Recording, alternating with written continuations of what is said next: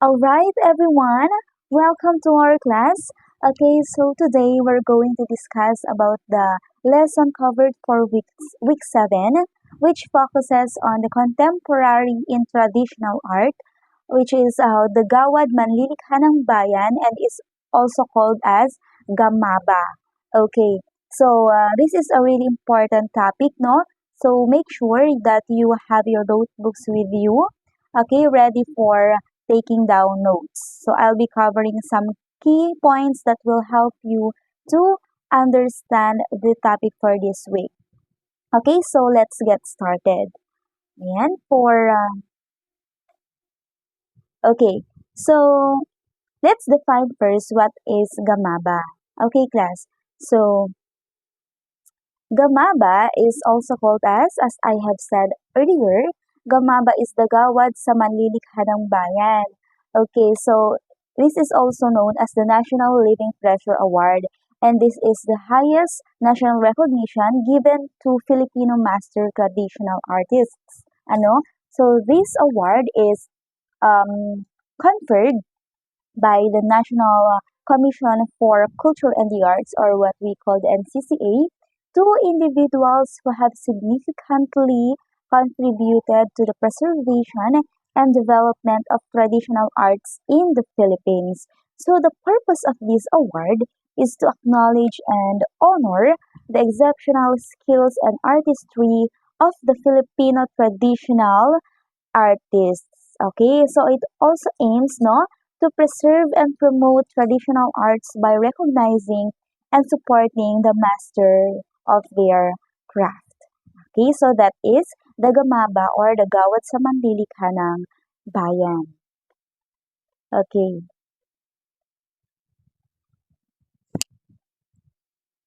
So, sabi dito, what is the National Living Treasure Award? So, this is also called as the Gagawad sa Manlilikha ng Bayan, no? This is just translation in English. Okay, so this is known as the Gawad sa Manlilikha ng Bayan in the vernacular.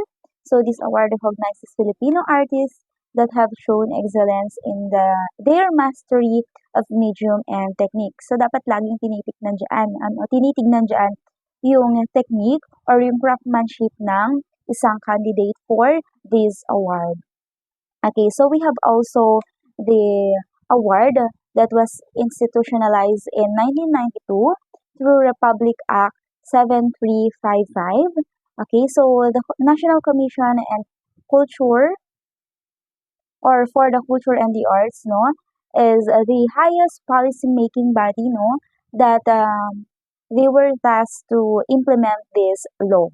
Okay, so we have also qualifications of candidates. Okay, so what are the qualifications of candidates? Okay, so to become a manlilikha ng bayan, so the candidate must possess the following qualifications. So first, they should be an inhabitant of indigenous or traditional cultural community in the Philippines. So dapat isa silang IP or indigenous people, no, that has preserved indigenous customs, beliefs, rituals, and others through their folk arts. Okay, number two, they should be engaged in folk art tradition. So dapat sila po ay nakapag-practice or nagsasagawa ng kanilang folk art ng 50 years and above. So hindi dapat bababa sa 50 years. Okay, next. He or she must have consistently performed or produced over a significant period of time. So, dapat po nakapag-produce na siya ng maraming mga artworks, okay, gamit ang kanyang folk art.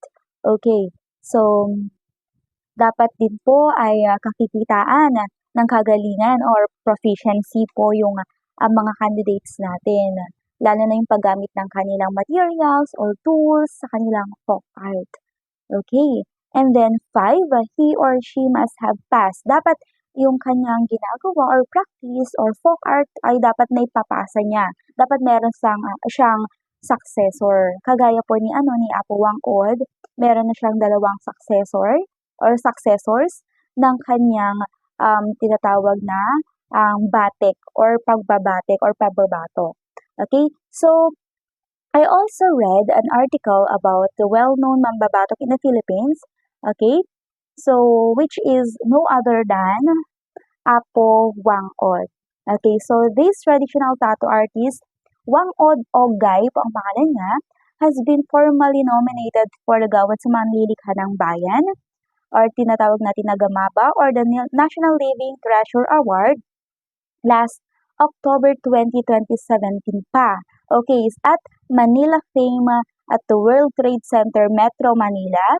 Okay, so sa Pasay City ito and for fostering and preserving the traditional tattoo art of Kalinga. So, syempre si Apo Wang-od ay isang Kalinga. However, her nomination is still being processed by the NCCA. So, napakatagal na.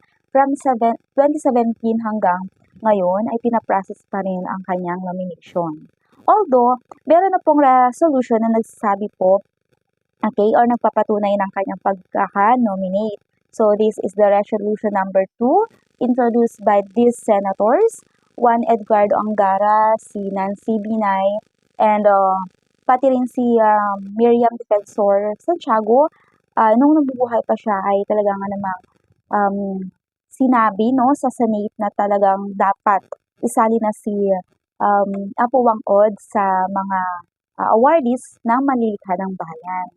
Okay, so this resolution stated that Wang-od was the only surviving Kalinga traditional tattoo artist with the distinguished title of Mambabatok. So, ang tawag sa kanila ay, or sa kanya ay Mambabatok, or a master tattooist of batik, or the folk skin inscriptions of Kalinga. So, the resolution stated that the continuity of the batik is anchored on syempre sa well-being of Wang-od, being the last living Mambabatok, which necessitates immediate action to preserve the folk art considering that Wang-od's advanced age. Kasi ilang taon na si Apo Wang-od, 99 na siya.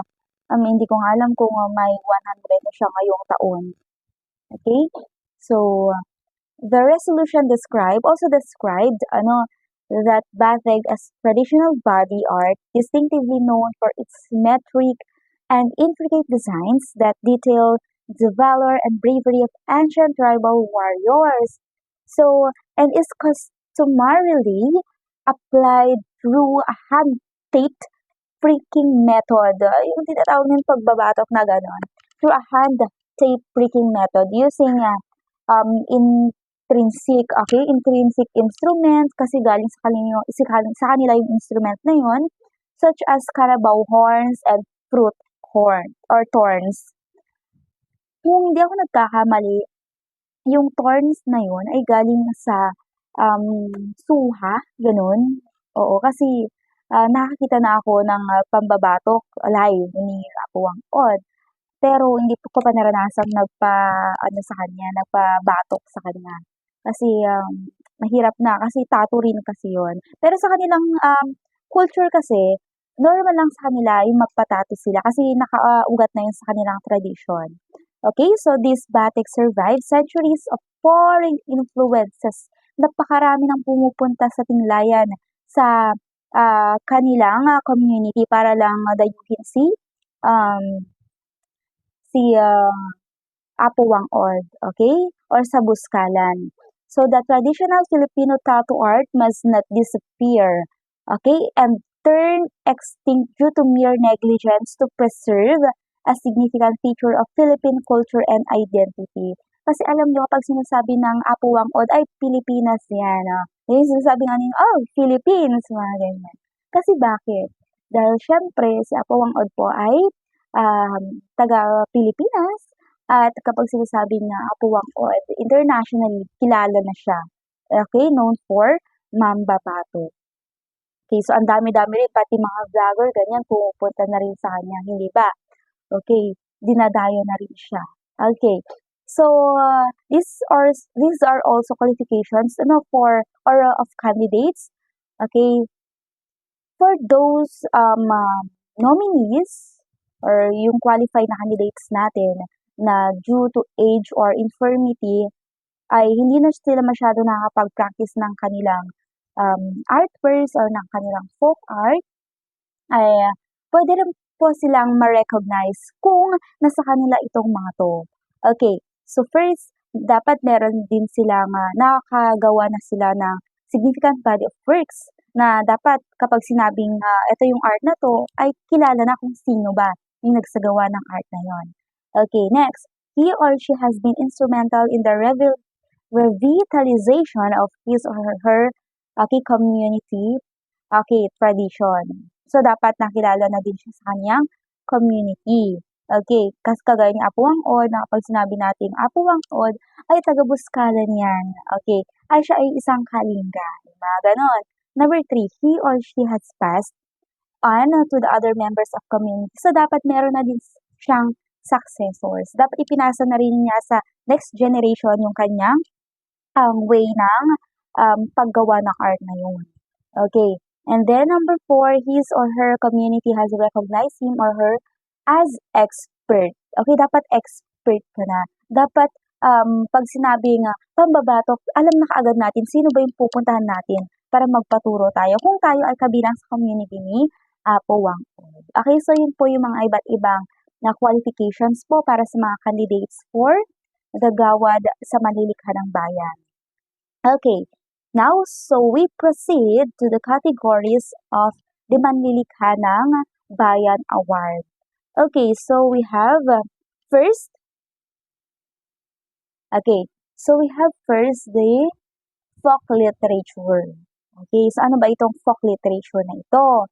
Okay, so these are the simple structures. Pag sinabing simple structures, sino bang gumagamit ito? Okay, kadalasan po ang mga gumagamit nito ay yung mga nasa, hindi naman na indigenous people lang, kundi meron din yung mga gustong, yung mga Pilipino na gustong mamuhay sa tahimik or di kaya sa simpleng tahanan. Okay, kadalasan ito ay tinatawag na bahay kubo, o di kaya nipahat, ganyan. O di kaya naman tinatawag din ng mga Pilipino na traditional houses. Bakit? Kasi ito ay gawa saan? Kadalasan, okay, ito ay gawa sa bamboo, o sa kawayan. Ito rin ay gawa sa mga dahon, or hindi kaya naman tinatawag natin na, okay, sa amin kasi sa Ilocos, tinatawag itong, okay, so sa Ilocano, ito ay tinatawag bilang, hindi ako nagkakamali, so sikal, ganon. Yung dagsen ito yung tinatawag natin na nipa, na kugon, buri, na ganon. Pero yung buri po, yun na po yung napakagandang quality ng dahon na pwedeng ilagay sa bubong, okay, ng ating bahay. Okay, or yung mga bahay ng mga traditional Filipino community natin. Okay. So next, we have also maritime transports. So ito naman po ay ginagamit noong unang panahon para mag-transport ng mga goods, para makapaglayag, para makapag-fishing, okay, or para po tinatawag nila na pangangalakal, okay. Pero ang gamit po dyan ay yung mga bangka or traditional boat natin. Meron tayong mga wooden, bangka, at meron tayong tinatawag na vinta boats. Yung vinta po, yung nasa screen ninyo, yan yung may parang gano'n na tela. Yung pag-control ng hangin. Okay. Next naman is ang weaving. Pag sinabing weaving naman, this is a traditional art form as practiced in some places, lalong-lalo na sa mga iba't ibang kultura na meron tayo. Tapos ginagamitan ito ng mga dyed or weave na mga loom or yung mga sinulid, okay? Early Filipinos weaved using fiber from abaca. Ano po ba yung abaca? Anong pinagkaiba ng abaca sa banana? Okay, kasi pareho sila ng characteristics, ng appearance. Yun nga lang, mas edible po yung sa banana. Yung kanyang bunga kaysa po sa abaka. Kasi sa abaka, hindi masyadong namumunga yan, kundi dahon-dahon lang siya. So, yung pwedeng yung mga stem niya, your stem, or pwedeng yung sa dahon, kinukuha yon para gamitin po na material for weaving. We have also pineapple. Gamit din po yung pineapple natin na kapag produce ang mga Filipino traditional artists, lalo yung mga weavers natin, ng mga um, clothes or ibang or yung mga banig or yung mga kumot na yari po sa pineapple. Meron din po tayong cotton, meron din bark cloth na tinatawag. Okay, next, we have also here carving. Okay, so yung carving po natin ay ang kapital or yung pinakasentro po ng carving natin sa Pilipinas ay yung Paete, Laguna. And of course, the Cordillera region. Ano ba yung mga ginagawa nila dito? So, nag-carve po sila. It's either yung mga kalakip sa kanilang kultura, yung kanilang mga ninuno, mga ganon. At meron din yung mga iba ngayon, ang kinakarve po nila is that yung kanilang mga sinaunang pwedeng yung mga pinuno nila. Okay. Kasi sa ngayon, sa kontemporaryong panahon, we have now artists or Filipino carvers, no? Carvers. Yung mga Filipino artists na natin na kakarve. Okay? Ang mga kinakarve na po nila ay yung mga sa religious. Oo. Kadalasan yung mga statues natin na gano'n. Okay. So next, number 5, we have also performing art. So pag sinasabing performing art, kilala tayo sa mga folk dance natin. Meron tayong mga saguday, meron tayong Maria Clara, meron tayong mga sayaw sa bangko, yung tinikling, at iba pa. Okay? At syempre ito po ay nagre-reflect no, ng traditional life natin as Filipinos. Depende po kung kaninong community or kaninong kultura or sino yung mga dancers. Okay? Kasi minsan, halimbawa, kapag saguday, mga ganyan, so Ilocano yung mga yan, mga ganyan. Okay? So next, we have also hindi lamang folk dance. Pwede rin yung mga festival dances natin. Oo, pwede rin yung mga festival dances natin. And then, we have also literature. At ang uso, or hindi naman uso, pero ang pinakakilala po sa literature natin is yung epiko na galing po kay Pedro Bucaneg o sinulat ni Pedro Bucaneg. At si Pedro Bucaneg po ay isang Ilocano. Okay, at ang sinulat niya ay ang Biyag ni Lamang. So this is an Ilocano epic that tells the story about Lamang. Ano ba yung meron sa kanya? Diba? Yung bata pa lang siya, nakapagsalita na siya, pumipili na siya ng mga ninang niya, ganyan. Nahingipin na siya. Okay. Next, for epic is, meron tayong tinatawag na Hudhud ni Aliguyon. The Epic of Aliguyon. This is the epic of Ifugao. Okay, Ifugao naman tong Hudhud. Ayan. Next, we have also Darangan. Itong Darangan naman na ito ay isang Maranaos epic. Okay? And also, we have folk tales. Yung mga natin, meron tayong mga unggoy. Okay? Unggoy at si Matching. O Pagong, Matching. Okay? Meron din tayong proverbs o kaya tinatawag natin na sawikain. Meron tayong mga sabi-sabi or mga salawikain, meron tayong mga awitin, kagaya ng Bahay Kubo, Liron-Liron Sinta, at marami pang iba. So, that's the example of literature. Next, we have also graphic and plastic arts. Okay, so dito sa graphic and plastic arts, magkaiba po ang plastic arts sa graphic arts. Kasi kapag sinasabing plastic arts, ito po yung mga 3D or yung mga tinatawag natin na pwedeng sa sculpture, pwedeng sa mga ceramics. Okay? Kapag graphic arts na, ito yung flat surface lang po or tinatawag natin na 2D kagaya ng sketching, painting, photography, and calligraphy. Okay. Ayan. So, meron din tayong mga examples no, ng graphic arts or plastic arts. Okay, so we have okir. Ang tawag doon ay okir from Mindanao or from Maranao. Okay, so this is the intricate geometric design at ito po ay kadalasang nakikita sa mga wood carving, sa mga metalworks, and textiles. Meron tayong mga features, motifs dyan like tinatawag natin na sarimanok. Na kung familiar kayo doon, sarimanok po, this is a mythical bird. And then we have also the serpent or yung tinatawag natin sa Filipino na naga. Meron tayong pako or tinatawag natin na fern. Okay, ang sinisimbolize po ng mga to ay prosperity, power, and fertility. Okay, so next, we have also binakol from Tiboli naman ito. This is a traditional weaving technique, okay, using natural dyes. Natural dyes, ito po yung mga talagang mano-mano po ang paggawa nila. Okay, and intricate patterns often depicting scenes from daily life. Okay, or yung mga tinatawag nilang Tiboli mythology. Okay. Ayan.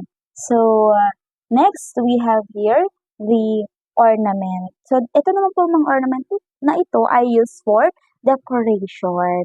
Okay. So, anong example niyan? Meron tayo dyan bulul and parol. Alam naman siguro ninyo ang parol. Ito lamang po ay lumalabas kapag Pasko na or tuwing sasapit na yung Pasko. Pag malapit na yung Pasko. So, parol. Ayan. So, alam ko naman na marami sa inyo yung nakaranas kung paano nga ba gumawa ng parol. Meron pa nga yung parol na made out of recycled materials. Okay. So, we have also bulul. So, ano nga ba yung bulul, class?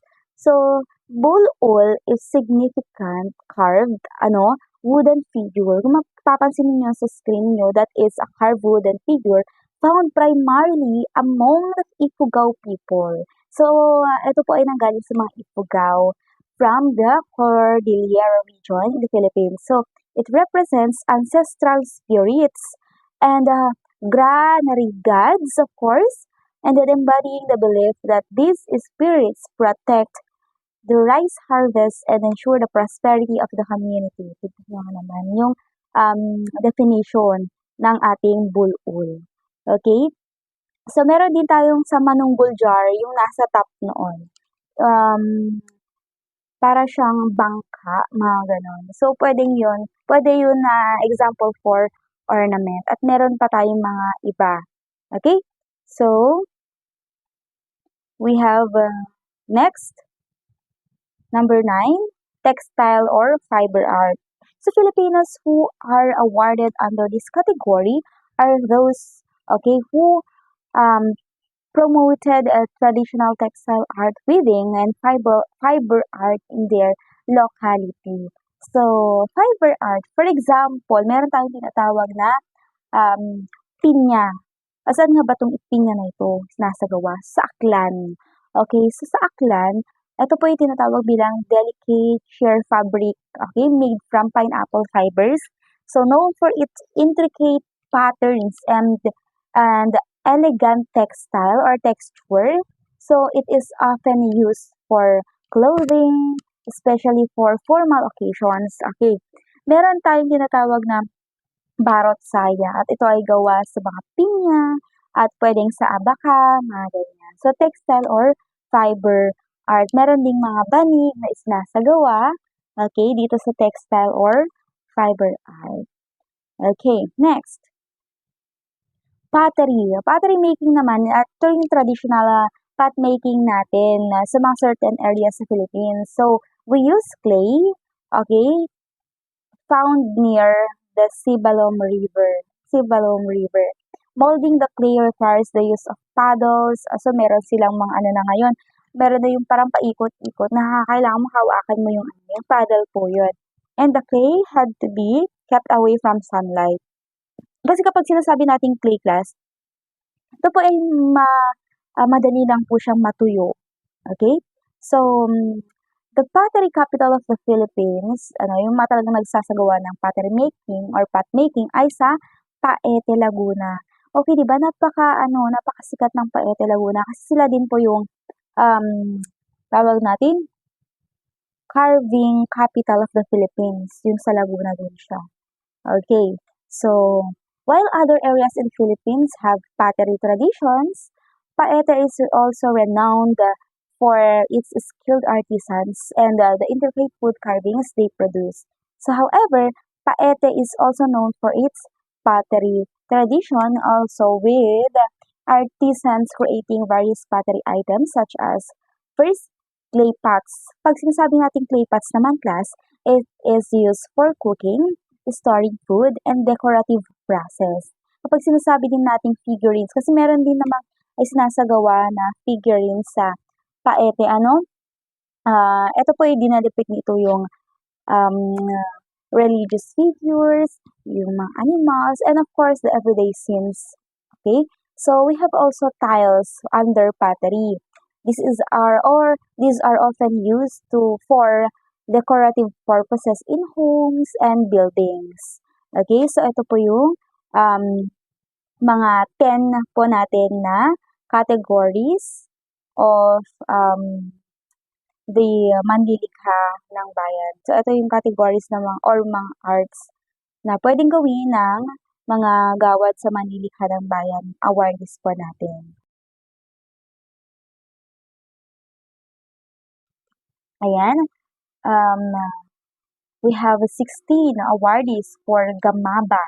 Okay, so isa-isahin muna natin sila under which category kaya sila nabibilang. So, okay, so first, for weaving, okay, unang-una po dyan silang Dulay. Okay, she was conferred this award, okay, noong 1998, and she is a Tiboli. Okay, she is also from South Cotabato, Mindanao, Southern Philippines, and her expertise po ay tinalak weaving. Inuulit ko, pag silang Dulay, siya isang Tiboli, at ang expertise po niya ay tinalak weaving.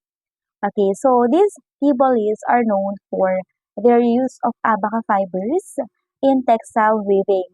Okay, so Lang Dulay continued this tradition, preserve po niya yung kultura nila sa kanilang community through patterns of crocodiles, butterflies, flowers, mountains, and streams, and of Lake Cebu. Kasi syempre si Lang Dulay po ay tawag dito Cebu. Ayan. Okay, in her words. Pero yun nga lang po, silang Dulay ay namatay na po noong 2015. Okay, so next we have Salin Tamonon. So she was conferred on 1998 and she is a tagabawa, Bagobo Bansalan from Davao del Sur. So this is from southeastern Mindanao Island, southern Philippines. Ang expertise naman po ni Salim Tamonon ay inabal weaving. Okay, so ano kaya to? Si Salim Tamonon started learning weaving traditional Bagobo textiles from her mother at the age of 12. So bata pa lang talaga siya, alam niya na kung paano po ito gawin. So her family is among the remaining Bagobo weavers in the community. Okay, sa Maang Palad, Salim Tamonon died in 2009. However, may mga successors naman po silang iniwan. Okay? Next, Darhata Sawabi naman po ay siya po ay idineclare na Gamaba Awardee noong 2004 from Sulu, Southern Philippines at isa po siyang tausug or parang. Okay, at ang expertise niya ay ang weaving na tinatawag nilang pisiyabit. So kung mapapansin niyo class, meron talagang katawagan dun sa kanilang sinasagawang folk art or weaving. Okay, parang yun yung weaving techniques na ginagawa or ginagamit nila. So this is Sawabi po is one of the master weavers in the island of Jolo. So like most women in their tribe, she has learned the art of weaving the pisiyabit or pisiyabit. Sabi ko nga kanina, this is a technique. The traditional cloth tapestry worn as head cover by the tausug of Jolo from her mother. Kasi syempre taga-hula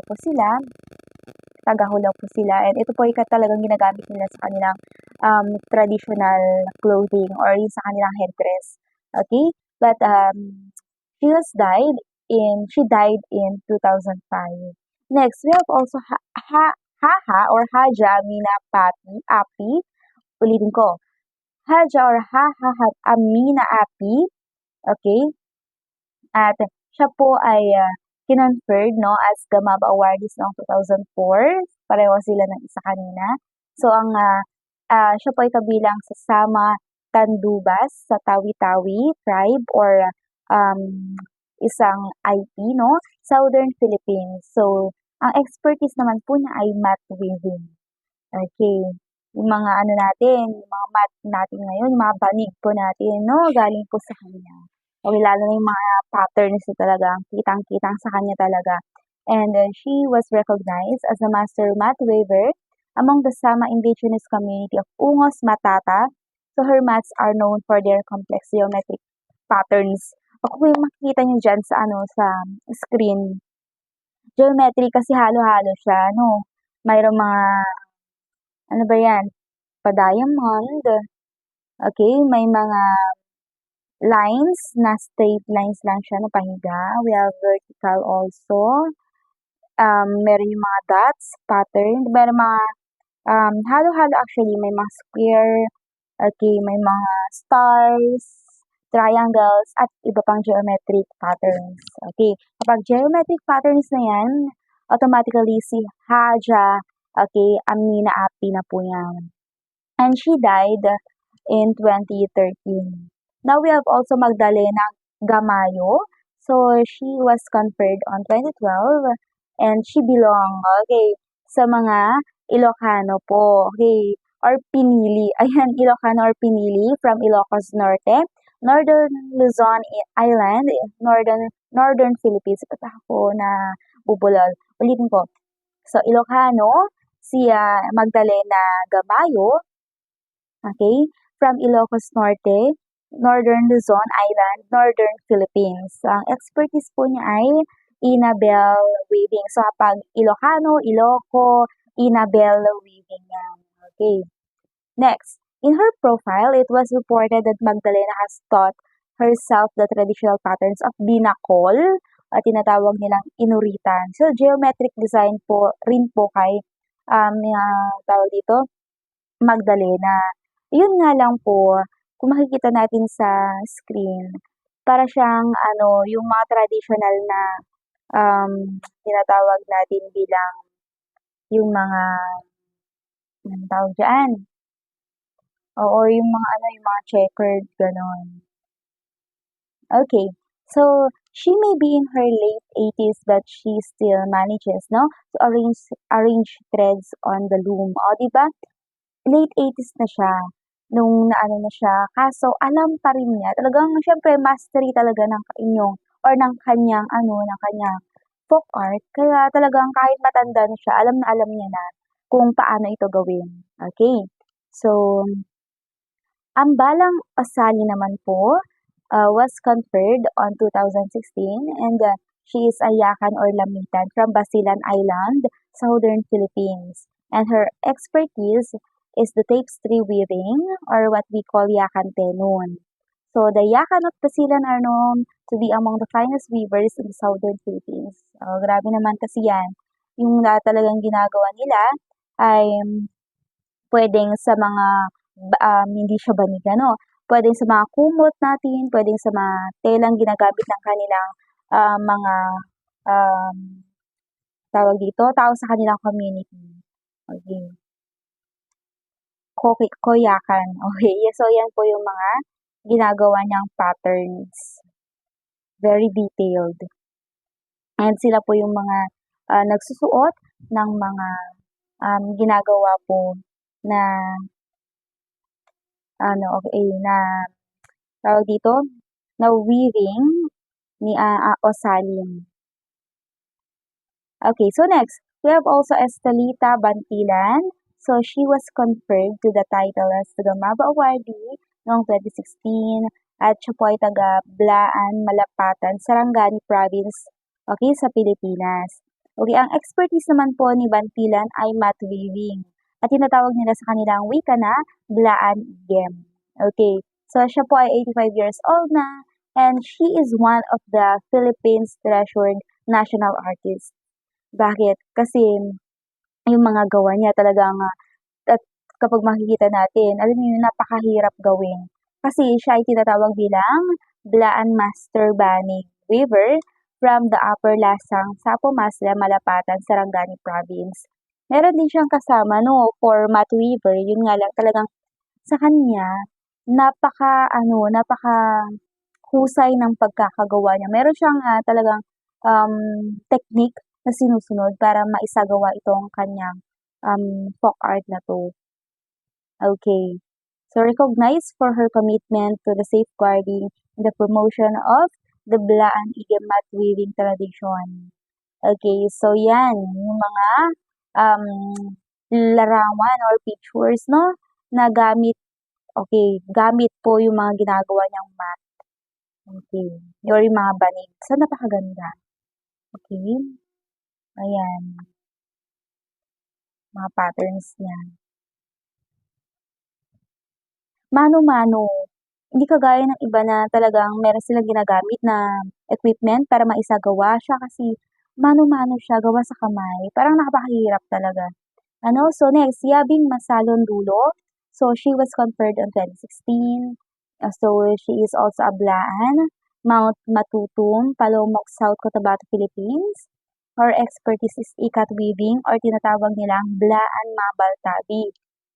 So, trivia, Yabing Dulo is one of the two master designers left of the Blaan Mabal Tabi. Okay, so tinatawag nila ito bilang the art of ikat weaving. Fu po ang tawag. Okay, para sabihin, baka mamaya sabihin nyo, pangalan niyo yung Yabing Dulo. Okay, so Fu po ang tawag dun sa endearment or katawagan for old woman. O tawag kasi sa mga Tagalog, lola. Okay, Babu naman sa mga taga Maguindanao. Mabal, this is also a term, okay, used for Blaan term for the abaka weaving process, okay? So, tabi naman po, ito na po yung tawag, no, sa mga finished hand-woven clothes na nila. And it also refers to the traditional Blaan tubular skirt. Ayan. So, yung mga skirt po na ginagawa nila, yung mga clothes po na ginagawa nila, yung finished product po na ang tawag po doon ay tabi. Okay, gaya ng nasa screen nyo. That is a tabi. Okay. Okay, so everyone, that brings us to the end of our discussion for week 7. I hope you found it insightful and helpful for you kasi malapit na yung exam. Okay, so remember lang class, no, to review your notes and make sure you understand the key concepts we covered today. So if you have any further questions, okay, so clarification on anything, feel free to ask me, okay, or just consult the resources that we discussed kasi ito ay uploaded naman na sa channel. Okay, so that is all. Thank you so much for listening and watching attentively.